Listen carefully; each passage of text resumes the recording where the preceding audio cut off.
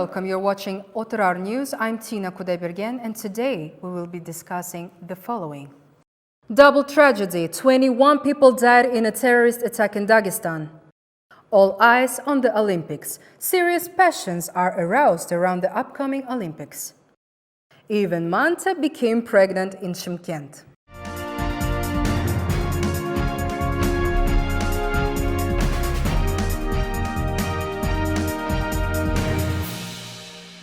In a few weeks, the 2024 Olympic Games will begin in Paris on July 26, marking a major event in the sports world. Notably, 44,000 volunteers have been recruited to help organize the Games, with plans to sell 13 million tickets. Even before they start, the Olympics have been filled with historical events and intrigues. Stay tuned for more details on the nuances of the Games in our upcoming reports.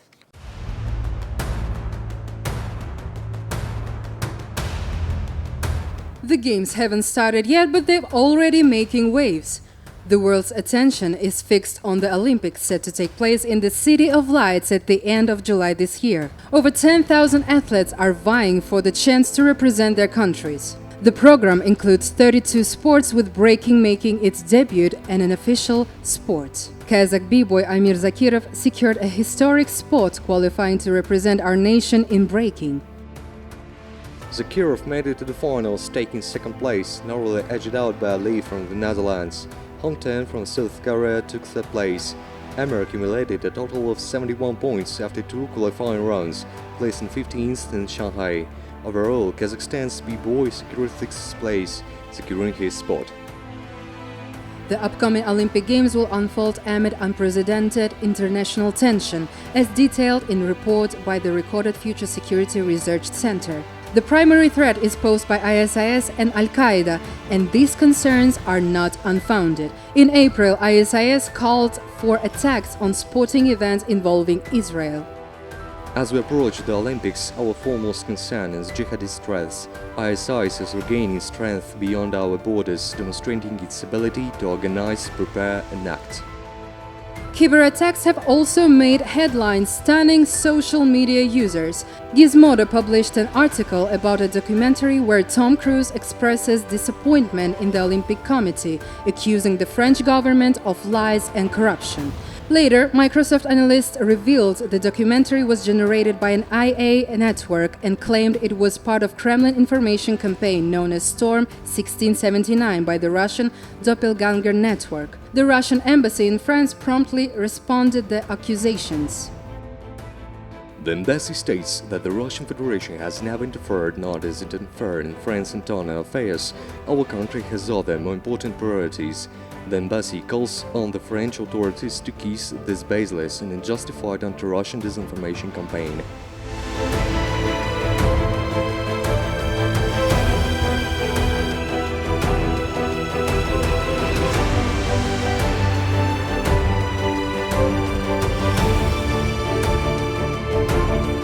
The world of fashion has also embraced the Olympic Games. The third Vogue World event took place at Place Vendôme, celebrating the intersection of fashion and sports. The show's advertising campaign was built around the Olympics, attended by renowned athletes, models, and A-list celebrities. The biggest event in sports will run from July 26 to August 11. We hope the France can ensure security and that the Paris Olympics will leave nothing but positive impressions.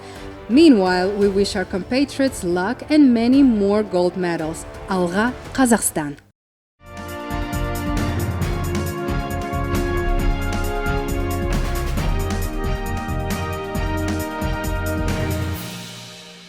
The world is unstable right now with ongoing terrorism. A tragedy occurred in Russia. Armed terrorists attacked Orthodox churches and synagogue and police in 2 cities in Dagestan, Makhachkala and Derbent. There are victims and fatalities. Officially, the attackers were identified as former head of Sergakala district and his relatives. My colleague Yinlik will now give us more detail about this double terrorist attack. Hello, Yinlik. How many people were killed in this attack? Hello, Tina. According to official reports, 21 people died. This includes a priest, a church guard, and several police officers. The attacks coincided with the celebration of Trinity, causing additional panic among the peaceful residents. It's known that the first explosive device went off at the central market, causing massive destruction. 20 minutes later, when the investigative team was on site, a second suicide bomber, disguised as a police officer, detonated another explosive device. In Durban, militants also attacked a synagogue and an Orthodox church, killing a priest and a guard.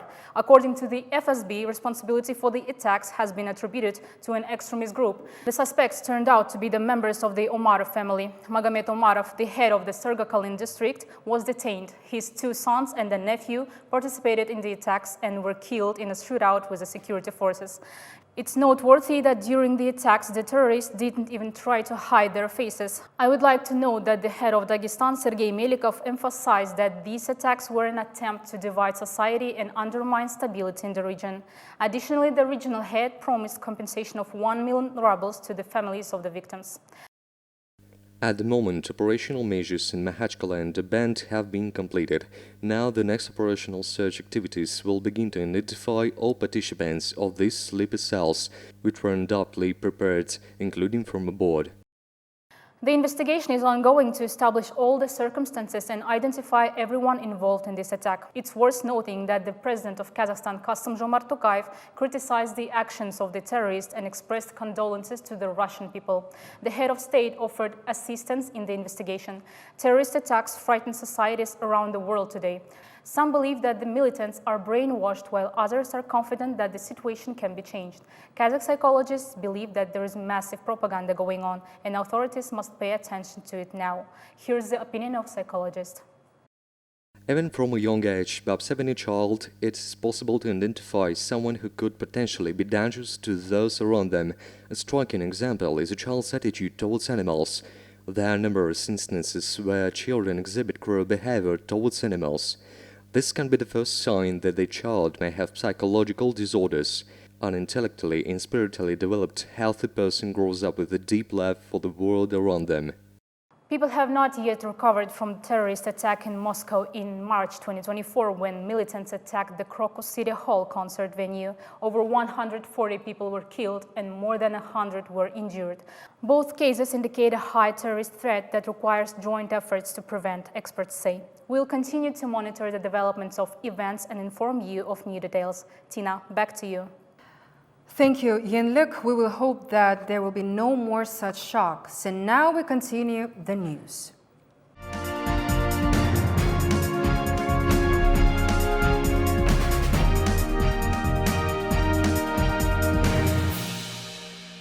Returning to the topic of security at the Olympic Games, French authorities have implemented artificial intelligence technology to quickly identify suspicious individuals in crowds.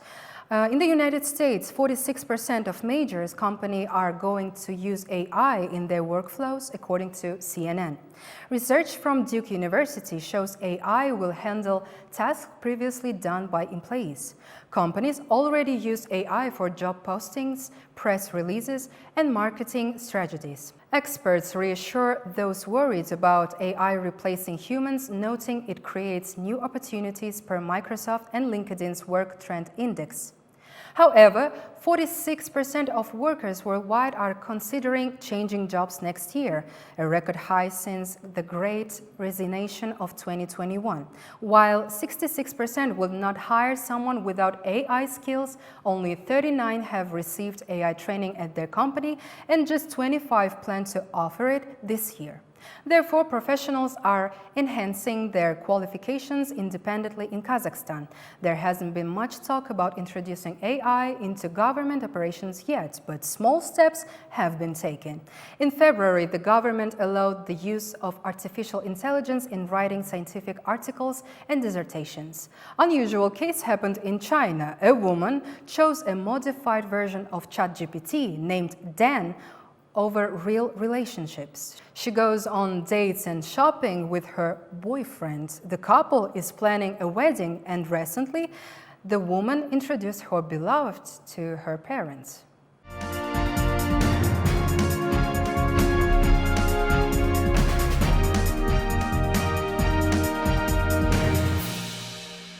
And now Kazakhstani news. Residents have launched a petition titled Ban Gambling for Officials.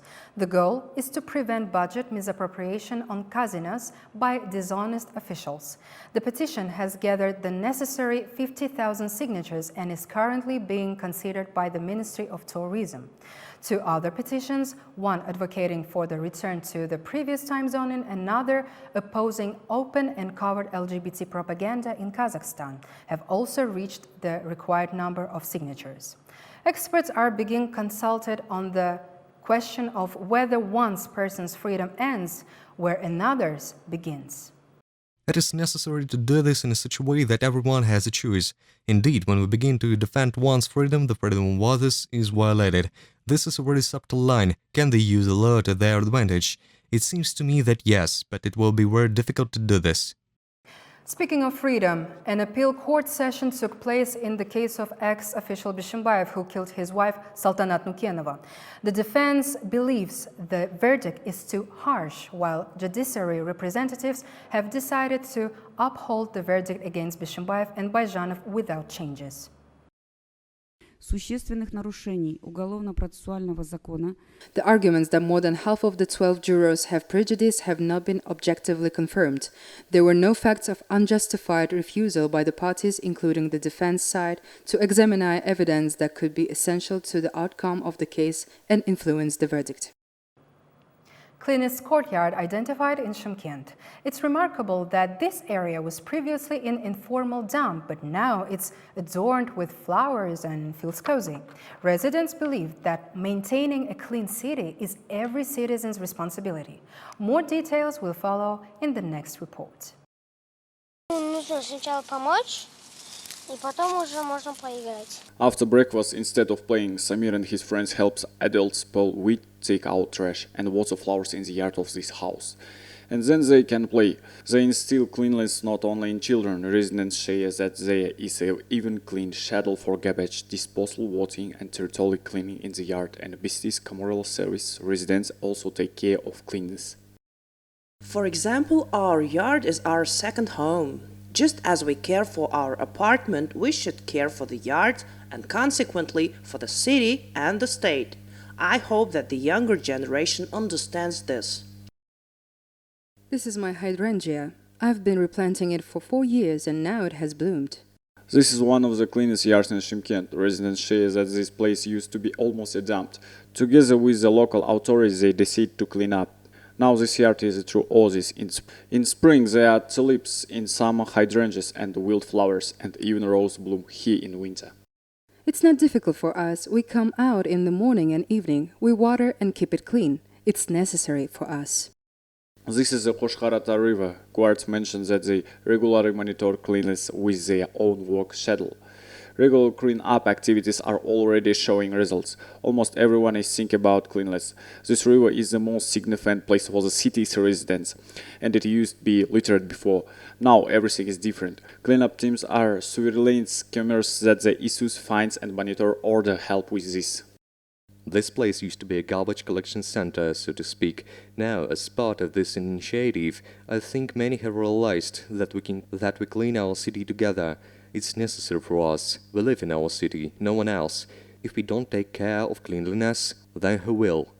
Shymkent is aiming to become the cleanest city in Kazakhstan, and rightfully so. Shymkent residents and public figure Anastasia Novikova mentioned that she has been to different countries worldwide, and Kazakhstan definitely stands out in terms of cleans. She compares Thailand, where she sees clear shortcomings in waste management. I've been to different countries and believe me, we are cleaner than Thailand. However, neighboring Uzbekistan is something we can learn from too. But our city has truly become cleaner.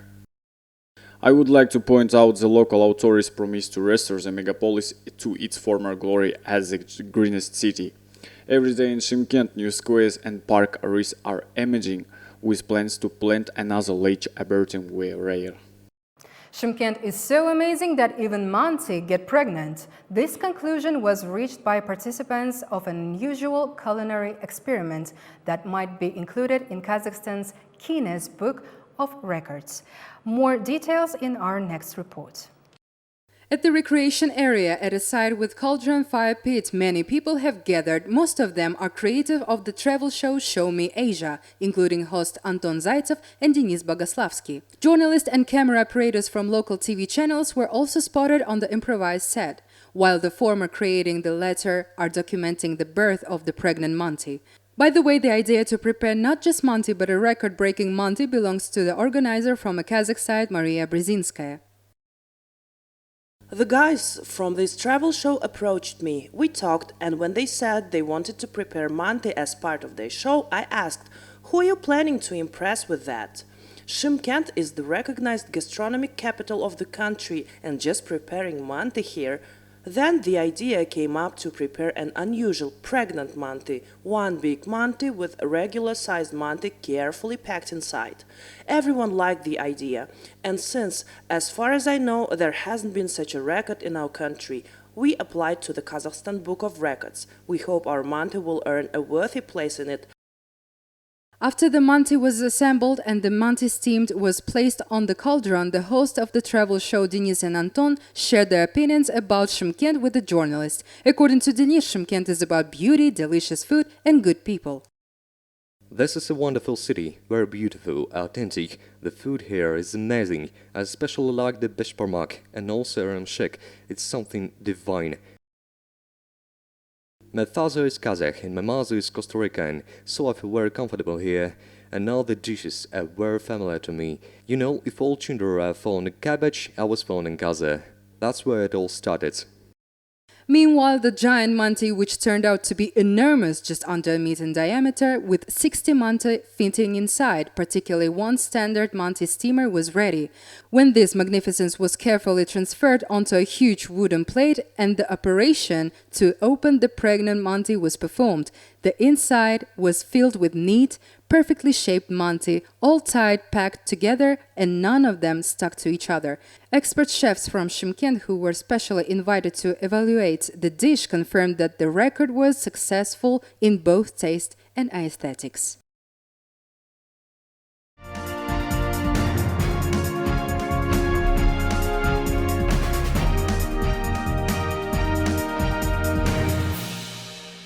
All right, that's all for now. Have a great weekend. See you next time.